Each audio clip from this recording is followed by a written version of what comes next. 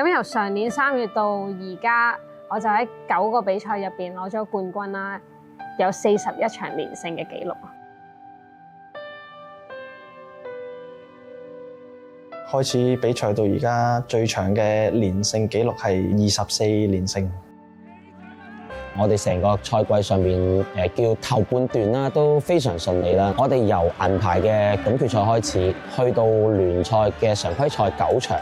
跟住再去到4強嘅2場，叫造就咗一個12連勝嘅紀錄。接近終點，破咗紀錄啊！破紀錄，嘉應高升順利贏出呢場女王銀禧紀念盃。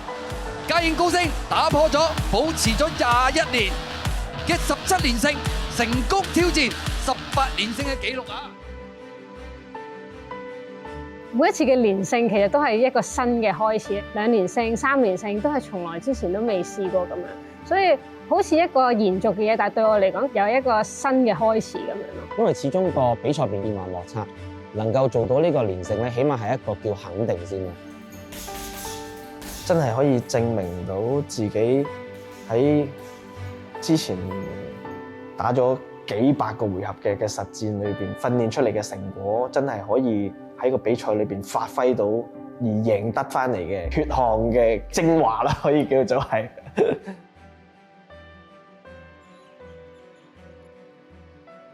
連勝最難係保持唔好驕傲啦，要不斷檢討自己。當你好自滿嘅時候，可能你就會缺乏咗留意自己嘅缺點咯。曾經都有一個好大嘅壓力係 focus 咗喺成績嗰方面，咁亦都有試過好大壓力放咗喺練習我自己嘅 performance 方面。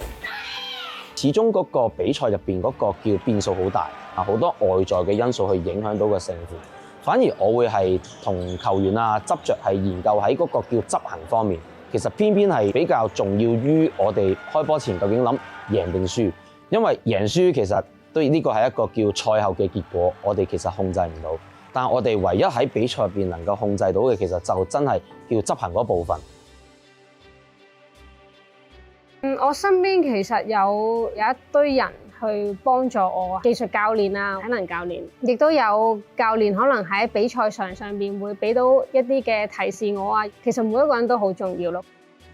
我相信練馬同練人其實係有一個好密切嘅關聯啦。我哋球隊為例啦，隊長登勤，佢嘅專長就係佢嘅內線。其實同樣馬一樣，教練要認識登勤，練馬師亦都要認識嘉應高升，熟悉佢。認識佢，建立到個信任，幫助到嗰個連勝嘅紀律嘅締造啦。呢筆嘉應高升再次以一個無敵嘅姿態贏埋呢場1級賽。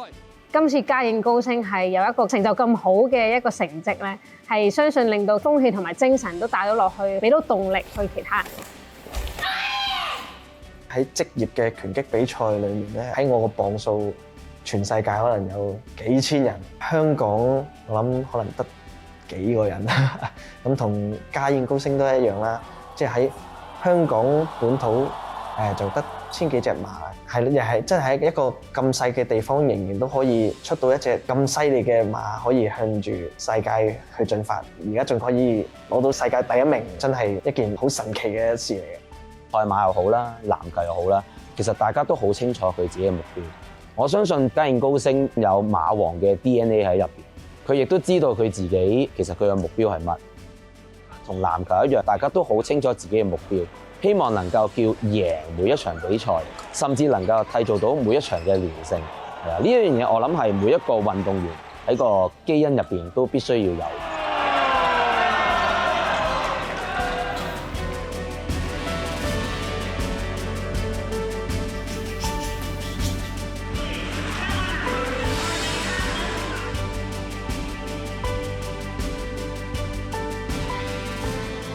4月6號，嘉應高升將會挑戰19連勝，一齊入沙田馬場為佢打氣，加油！將連勝紀錄將連勝紀錄延續落去，延續落去。延續落去。